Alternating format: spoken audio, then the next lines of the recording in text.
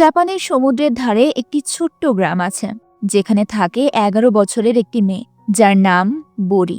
সে তার পরিবারের মধ্যে একেবারে আলাদা হয়ে জন্মেছে, কারণ বরি শুনতে পারে, কথা বলতে পারে, কিন্তু তার পরিবারের বাকি কেউই না শুনতে পারে আর না কথা বলতে পারে। একটি পুরো নীরব পরিবারের মাঝে শব্দ নিয়ে জন্মানো একটি শিশু। এই বাস্তবতাটা কেমন হতে পারে তা বরি ছাড়া আর কেউই জানে না। আজ আমরা খুব কাছ থেকে দেখব সবার থেকে আলাদা হওয়াটা আসলে কেমন হয়, ভিড়ের মাঝেও একা হয়ে যাওয়া কাকে বলে। তাই পুরো গল্পটি জানতে শেষ পর্যন্ত দেখুন। ভালো লাগলে অবশ্যই লাইক আর কমেন্ট করবেন। আপনাদের কমেন্ট পড়তে আমার খুব ভালো লাগে।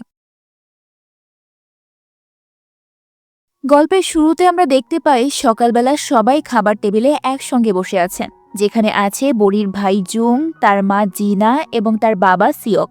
তাদের মধ্যে অনেক কথা হচ্ছিল, কারণ ছোট ভাই জুং এর দুধের দাঁত পড়বেন।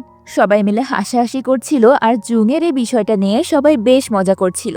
কিন্তু এত মানুষের মাঝেও কোনো শব্দ শোনা যাচ্ছে না, কারণ সবাই ইশারায় কথা বলছেন। আর বরি ভয় আর অস্বস্তি নিয়ে চুপচাপ তাদেরকে দেখছে। এবার স্কুলে যাওয়ার পথে বরির সঙ্গে দেখা হয় ইউনের, যে তার ক্লাসমেট এবং ভালো বন্ধু। তারা আজ সন্ধ্যায় গ্রামের আতশবাজি দেখার কথা বলে। শোনা যায় যখন আতশবাজির আলোয় আকাশ ভরে যায় তখন যে দোয়া করা হয় সেটাই নাকি কবুল হয়। স্কুলের পর বরি আর তার পরিবারে একসঙ্গে মেলায় যায়। এমন নয় যে তারা কথা বলতে বা শুনতে পারে না বলে তাদের বলার মতো কিছু নেই, তারা অনেক কথা বলে, একেবারে সাধারণ পরিবারের মতোই। বাচ্চারা স্কুলের গল্প বলে, আর মা সারাদিন ঘরের কথা বলে, আর বাবা নিজের কাজের জায়গার কথা বলে। মেলাটা অনেক বড় ছিল, তাই ঘুরতে ঘুরতে সন্ধ্যা পেরিয়ে রাত হয়ে যায়। হঠাৎ একটি দোকানে বরির চোখ পড়ে সুন্দর নীল চোখওয়ালা একটি ব্রেসলেটের দিকে। দোকানদার জানায় এটা নজরবাট্টু, যা আমাদের খারাপ নজর থেকে বাঁচায়। যখন টাকা দেওয়ার সময় আসে তখন দেখা যায় সেখানে শুধু বরি একা দাঁড়িয়ে আছে। বাকি সবাই কোথায় গেল? বরি চারদিকে তাকিয়ে তাদের খুঁজতে থাকে। একটু সামনে এসে মিসিং গেটের কাছে পৌঁছায়, যেখানে মাইকে হারিয়ে যাওয়া মানুষের নাম ডাকা হয়। বরি সেখানে একটু দাঁড়িয়ে থাকে, তারপর বসে পড়ে এবং মনে মনে ভাবতে থাকে, যদি মাইকে বাবা মায়ের নাম ডাকা হয়ও তারা তো শুনতে পাবে না। মেলা থেকে বেরিয়ে ভয়ে কাঁপতে কাঁপতে বরি একটি ব্রিজের ওপর গিয়ে দাঁড়িয়ে থাকে। যদি সে হারিয়ে যায় তাহলে তার বাবা মা তাকে খুঁজে পাবে না। ঠিক তখনই রাত 12টায় জোরে আতশবাজি ফাটানো হয়। পুরো আকাশ আলোয় ভরে যায়। সেই মুহূর্তে বরি মন থেকে দোয়া করে তার বাবা মা যেন তাকে খুঁজে পায়। আরো একটু সামনে এগিয়ে গেলে সে রাস্তায় একটি পুলিশ স্টেশন দেখতে পায়। পুলিশ দেখেই বরি জোরে জোরে কাঁদতে শুরু করে। পুলিশ তার কাছ থেকে তার বাবা মায়ের কন্ট্যাক্ট নাম্বার জানতে চায়। বরি তখন তার এক আত্মীয়ের নাম্বার দেয়। কিছুক্ষণ পর বরির মা বাবা সেখানে এসে তাকে নিয়ে যায়। পরের দিন রবিবার, স্কুল বন্ধ, তাই ছোট ভাই জুং বরিকে ঘুম থেকে তোলার চেষ্টা করছে, কারণ প্রতি রবিবার বাইরে থেকে তাদের নুডলস কিনে খাওয়ার দিন, আর ফোন করে অর্ডার দেওয়ার কাজটা শুধুমাত্র বরি করতে পারে। তো বরি উঠে মায়ের কাছে যায় কি কি অর্ডার করতে হবে সেটা জানতে। তার বাবাও তখন ঘুমোচ্ছেন, কারণ তিনি সারা রাত মাছ ধরার কাজ করেন। খাবার টেবিলে মা বরিকে বলে আজ নানার বাড়িতে যেতে হবে, তার শরীর ভালো না। যাতায়াতের সময় বরিকে তার মা সঙ্গে রাখে, কারণ বাইরের লোকজনের সঙ্গে এবং ট্যাক্সিওয়ালাদের সঙ্গে কথা বলতে সুবিধা হয়। তারপর মা আর বাবা ইশারায় জুংয়ের সঙ্গে কথা বলতে শুরু করে। তারা জুংকে বুঝিয়ে দেয় ভিড়ের মধ্যে কখনোই হাত ছাড়বে না। যদি হারিয়ে যাও তাহলে তোমাকে কিভাবে খুঁজে পাবো? বরি তাদের পাশেই বসে থাকে, কিন্তু মনে মনে সে নিজেকে যেন বাইরের একজন মানুষের মতোই মনে করে। সে কিছুই বলে না, চুপ করেই সব দেখে, কারণ সে কথা বললেও তো তারা শুনতে পাবে না। এদিকে রাত হয়ে এসেছে। বাবা মাছ ধরতে যাওয়ার জন্য বেরোচ্ছেন। বাড়ির বাকিরা সবাই ঘুমিয়ে আছে। বাবার প্রস্তুত হওয়ার শব্দ শুধু বরিই শুনতে পায়, তাই সেই উঠে বাইরে যায়। পরের দিন নানার বাড়ি যাওয়ার জন্য সবাই ট্যাক্সি স্ট্যান্ডে যায়। সুপার ট্যাক্সি স্ট্যান্ডের টিকিট কেটে বরি ফিরে এসে দেখে জুং আসন্ন একটি ফুটবল ম্যাচ নিয়ে কথা বলছে। জুং খুব ভালো ফুটবল খেলতে পারে, আর মা মন দিয়ে সেই কথাই শুনছে। অনেকক্ষণ ধরে বরি চুপচাপ দাঁড়িয়ে থাকে। এরপর তাদের ট্যাক্সি চলে আসে। বরিকে সামনে বসানো হয়, যাতে সে ট্যাক্সিওয়ালাকে বলতে পারে কোথায় নামতে হবে। নানার বাড়ি পৌঁছেই বরি অনেক কথা বলতে শুরু করে। লম্বা এক সপ্তাহের ছুটিতে তার বলার মতো অনেক কথা জমেছিল, কিন্তু শোনার মতো কেউই ছিল না। পরের দিন সকালে ঘুম থেকে উঠে সে দেখে স্কুলে যাওয়ার সময় হয়ে গেছে, তাই তাড়াতাড়ি করে তৈরি হয়ে সে দৌড়ে স্কুলে পৌঁছায়। কিন্তু আজ তো স্কুল বন্ধ, ছুটি চলছে, স্কুল কাল থেকে চালু হবে। বরি স্কুলে যাওয়ার এই তাড়াহুড়ো নতুন কিছু নয়, আগেও সে এমন বহুবার করেছে। সে আবারও বাড়ি ফিরে আসে। বাড়ি ফিরে এসে সে দেখে তার বাবা মা নিজেদের মধ্যে ইশারায় কথা বলছে। তারা মজাও করছে, হাসছে। এরপর হঠাৎ করে কি যেন একটা হলো। বরি দ্রুত বাথরুমে যায় এবং দরজা বন্ধ করে আয়নায় নিজের দিকে তাকিয়ে থাকে। তারপর বারবার নিজের কানটাকে হাত দিয়ে বন্ধ করে আবার খুলে দেখে। সেই রাতে সে নীরবেই বিছানায় শুয়ে থাকে। মনে হয় বাড়ির এই নিস্তব্ধতাই তাকে বেশি কষ্ট দিচ্ছে।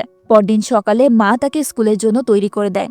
এমন নয় যে মা তার খেয়াল রাখে না বা তাকে ভালোবাসে না, কিন্তু তারপরেও তার মন সবসময় খারাপ থাকে, কারণ সে নিজেকে তাদের থেকে আলাদা মনে করে। এরপর পথে একটি মন্দির পড়ে, যেখানে বড়ি প্রতিদিন থেমে প্রার্থনা করে। কিছুক্ষণ পর তার বন্ধু ইউনো এসে জিজ্ঞেস করে, তুমি ঈশ্বরের কাছে কি চাইলে?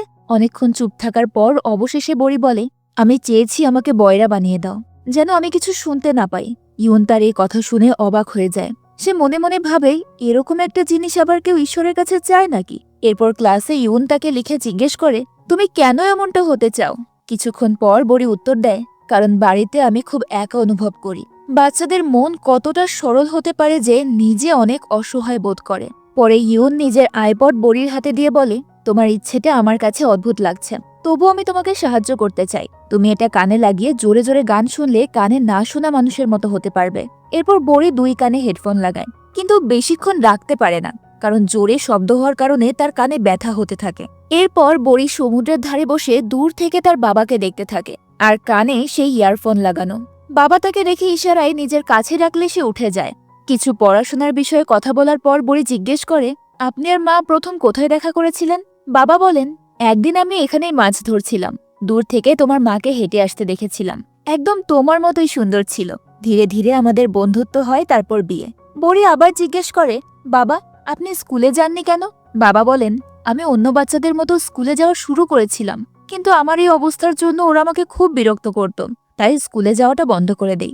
একদিন তোমার দাদু আমাকে মাছ ধরতে শেখায়, তখন ধীরে ধীরে আমি বুঝতে পারি এই সমুদ্রটা আমার মতোই, যেটা সবার মাঝে থেকেও একদম নীরব। এখানেই আমি শান্তি পাই, তাই আমি জেলে হয়ে যাই। বাবার কথা শুনে বড়ির কপালে ভাঁজ পড়ে। তার বাবা মা কেউই পড়াশোনা করেনি, আর এই পরিবারের বাইরে তাদের কোনো বন্ধুও নেই।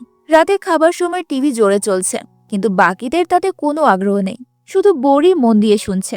টিভিতে দেখানো হচ্ছে একজন নারী সমুদ্রে ডুব দিয়ে নিচ থেকে সামুদ্রিক গাছপালা তুলে আনছে। সমুদ্রের নিচে বেশি সময় কাটানোর কারণে তার কান প্রায় নষ্ট হয়ে গেছে, সে ঠিকমতো শুনতে পারে না। এই কথা শুনে বড়ির চোখ বড় হয়ে যায়। সেই রাতে সে নিজেকে বাথরুমে বন্ধ করে পানিতে মুখ ডুবিয়ে অনেকক্ষণ শ্বাস আটকে রাখার চেষ্টা করে। পানির নিচে সত্যিই শব্দ ঝাপসা হয়ে যায়। এরপর সে সারা রাত ঘুমোয় না। ভোরে একা একা স্কুলের দিকে বেরিয়ে পড়ে। পথে ভয় তাকে তাড়া করে। স্কুলে পৌঁছে সে দেখে গেটটা বন্ধ। এরপর কোনোভাবে গেট টপকে সে ক্লাসের ভেতরে ঢোকে। বড়ির সব সময় স্কুলে যাওয়ার তাড়া থাকে, কারণ সেখানে তার বন্ধু আছে, যাদের সঙ্গে সে খোলাখুলি কথা বলতে পারে। কিন্তু জং স্কুলে যেতে একদমই পছন্দ করে না, কারণ সেখানে তো তার কোনো বন্ধু নেই। সে কারোর সঙ্গে কথাও বলতে পারে না, সবার থেকে আলাদা হয়ে থাকে। কিছুদিন পর গরমের ছুটি শুরু হয়ে যায়। বড়ি অনেকক্ষণ ক্যালেন্ডারের দিকে তাকিয়ে থাকে। তারপর সমুদ্রের ধারে অনেকক্ষণ এদিক ওদিক হাঁটার পর হঠাৎ করেই সে পানিতে ঝাঁপ দেয়। জ্ঞান ফিরলে সে নিজেকে হাসপাতালে দেখতে পায়। চারপাশে মা, বাবা, ডাক্তার সবাই দাঁড়িয়ে আছেন। সবাই জিজ্ঞেস করছে সে কেমন আছে, কিভাবে পানিতে পড়ে গেল। কিন্তু আশ্চর্য, সে কিছুই শুনতে পাচ্ছে না। মনে হচ্ছে এই দুর্ঘটনায় তার শোনার শক্তি চলে গেছে। তার কাছে এটা একদমই খারাপ লাগেনি, কারণ সে তো ঈশ্বরের কাছে এটাই চেয়েছিল যে সে যেন সবার মতো হয়ে যায়। কিন্তু এই কথা শুনে মা কেঁদে ফেলেন। সবাই বারবার জিজ্ঞেস করে, তুমি কি সত্যিই শুনতে পাচ্ছ না? বাবাও আলাদা করে ভেঙে পড়েছেন এবং নিজেই বড়ির মাকে সান্ত্বনা দিচ্ছেন।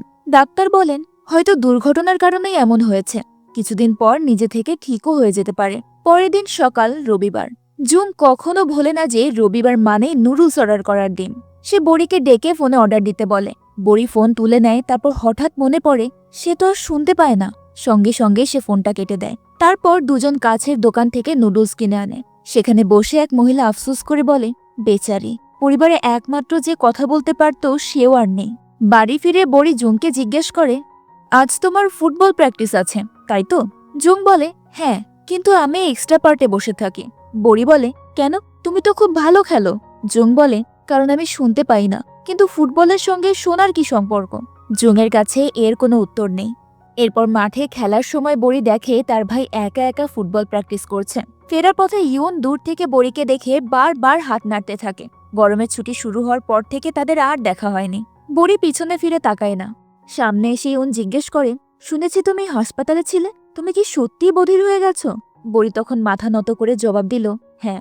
ইউন বিশ্বাসই করতে পারছিল না। এরপর বড়ি পরের দিন ইউনকে নিজের বাড়িতে খেলতে আসতে বলেছিল।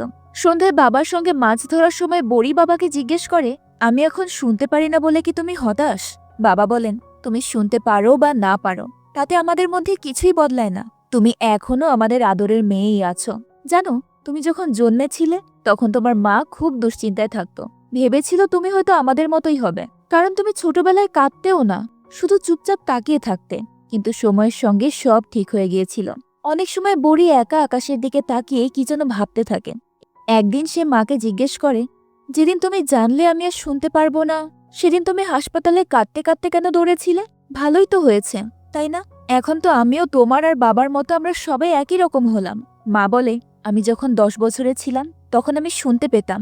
একদিন আমার খুব জ্বর হয়েছিল, তারপর থেকেই আমি আর শুনতে পাই না। তোমার ক্ষেত্রেও যখন ঠিক এই বয়সে এমন হলো তখন আমার মনে হলো এটা কি আমার কারণেই হলো। বড়ি বুঝতে পারছিল না তার কি করা উচিত, কারণ সে বধির হয়ে যাওয়াতে তার বাবা মা যে খুব খুশি এমনটা নয়। পরের দিন ইয়ন তার সঙ্গে দেখা করতে বাড়িতে আসে। বড়ি তখন ইয়নকে জিজ্ঞেস করে, তোমার বাবা তো গ্রাম প্রধান, তাই না? আমাকে একটা সাহায্য করবে? ইয়ন জিজ্ঞেস করে, কি? বড়ি বলে, আমার ভাই ক্লাসের সেরা ফুটবল খেলোয়াড় হওয়া সত্ত্বেও তাকে দলে এক্সট্রা প্লেয়ার বানিয়ে রাখা হয়েছে। এটা শুনে ইয়নেরও তার ভাইয়ের জন্য খুব খারাপ লাগে। তাই সে বলে, আমি অবশ্যই বাবার সঙ্গে কথা বলবো। এই কথা শুনেই বড়ির মুখ দিয়ে হঠাৎ শব্দ বেরিয়ে যায়। ইউন অবাক হয়ে বলে, আরে তুমি তো কথা বলতে পারো। বড়ি বলে, হ্যাঁ পারি। জানো, কতদিন ধরে না আমার কথা বলার খুব ইচ্ছে হচ্ছিল, কিন্তু কারোর সঙ্গে কথা বলার মতো আমার কেউই ছিল না। তারপর দুজনে সিদ্ধান্ত নেয় এটা তাদের মাঝেই গোপন কথা থাকবে। এরপর ইউন বড়িকে জিজ্ঞেস করে, তুমি কি এখনো বধির হয়ে থাকতে চাও? বড়ি তখন একটা দীর্ঘ নিঃশ্বাস নেয় আর বলে, জানি না। এরপর ইউন বলতে থাকে, সামনের সপ্তাহে তো তোমার হাসপাতালে টেস্ট করা হবে, তখন যদি ধরা পড়ে যাও তাহলে কি করবে? তখনও বড়ি বলে, আমি জানি না সেদিন আমার মিথ্যে সবার সামনে আসবে কিনা। বড়ি ভাবছিল তার এসব করার কারণ এটাই ছিল যে সে ভেবেছিল পরিবারের বাকিদের মতো সে হয়ে গেলে সবাই খুশি হবে, সেও খুশি থাকবে। কিন্তু বাস্তবে তেমন কিছুই হয়নি। পরদিন থেকে স্কুলের ক্লাস শুরু হয়। কিন্তু ক্লাসের বাচ্চারা যখন জানতে পারে যে বড়ি শুনতে পায় না, তখন তারা তার সঙ্গে আলাদা আচরণ করতে শুরু করে। কেউ তার কাছে আসে না, সে এলেই সবাই ফিসফিস করে কথা বলতে থাকে। তখন বড়ি বুঝতে পারে তার ভাই প্রতিদিন কতটা কষ্টের মুখোমুখি হয়। এই কারণেই বাবার মতো তার ভাইয়েরও কোনো বন্ধু নেই। ইউন আবার জিজ্ঞেস করে, তুমি কি সত্যি বধির হয়ে থাকতে চাও? বড়ি বলে, হ্যাঁ, তাই তো আমি পানিতে ঝাঁপ দিয়েছিলাম। ইউন জিজ্ঞেস করে, কিন্তু কেন? বড়ি বলে, কারণ বাড়িতে সবাই থাকা সত্ত্বেও আমি ভীষণ একা অনুভব করতাম। মনে হতো ওরা তিনজন নিজেদের মধ্যে খুব খুশি আর আমি আলাদা। এরপর ইউন বলে, আমার তো ঘরে কারোর সঙ্গেই কথা হয় না। তুমি তো তোমার বাবার সঙ্গে মাছ ধরতেও যাও। যদি আমিও আমার বাবার সঙ্গে যেতে পারতাম। ওনার তো আমার জন্য সময়ই নেই। তারপর দুজনেই চুপ হয়ে যায়। আজ ডাক্তারের কাছে যাওয়ার দিন। তাদের আন্টি সঙ্গে গেছে। একে একে বড়ি আর জুংয়ের কানে একটি যন্ত্র লাগিয়ে পরীক্ষা করা হয়। এরপর একটি আশ্চর্য ঘটনা ঘটে। জুং পরীক্ষায় সফল হয়, অর্থাৎ অপারেশনের পর সে শুনতে পারবে। কিন্তু বড়ি সব শুনেও চুপচাপ থাকে। ডাক্তার বলেন, বড়ির জন্য আপাতত কোনো ভালো খবর নেই, তবে জুংয়ের একটা অপারেশনের পর পুরোপুরি না হলেও জোরে শব্দ হলে সেই আওয়াজ সে শুনতে পারবে, কিন্তু তাকে কিছু নিয়ম মানতে হবে। সে পানিতে নামতে পারবে না, বেশি দৌড়ঝাঁপ বা ঘাম হয় এমন খেলাও খেলতে পারবে না, যেমন ফুটবল। বড়ি চুপচাপ সবকিছু শুনছিল। বাড়ি ফিরে আন্টি শুধু এটাই বলেন যে অপারেশনের পর কিছুটা শুনতে পারবে, কিন্তু বলেন না যে ফুটবল আর খেলতে পারবে না, যা জুংয়ের কাছে খুবই গুরুত্বপূর্ণ। রাতে মা বড়ির কাছে এসে তার মাথায় হাত বুলিয়ে দেয়। মা বড়ির জন্য খুব কষ্ট পাচ্ছিল, তার কান আর ঠিক হবে না এই ভেবে। পরদিন মা বড়িকে সঙ্গে নিয়ে বাজারে যায়, তার পছন্দের খাবার খাওয়ায়। এরপর তারা ব্যাংকে যায়, যেখানে তার মাকে ইশারায় সব বুঝিয়ে বলতে হয় তিনি জুংয়ের অপারেশনের জন্য টাকা তুলছেন। তারপর তারা একটি দোকানে কাপড় কিনতে যায়। এবার কাউন্টারে কাপড় বিক্রেতারা দুজনকেই বধি ভেবে নিজেদের মধ্যে কথা বলে বেশি দাম নেয়। বিক্রেতারা নিজেদের মধ্যেই বলছিল, এই বধির মানুষগুলো কি বুঝবে।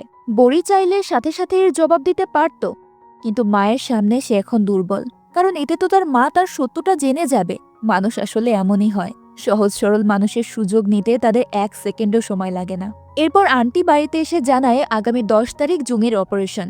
জুং বলে ওঠে, 10 তারিখ তো আমার ফুটবল ম্যাচ। আন্টি বলে, আমি কোচের সঙ্গে কথা বলবো।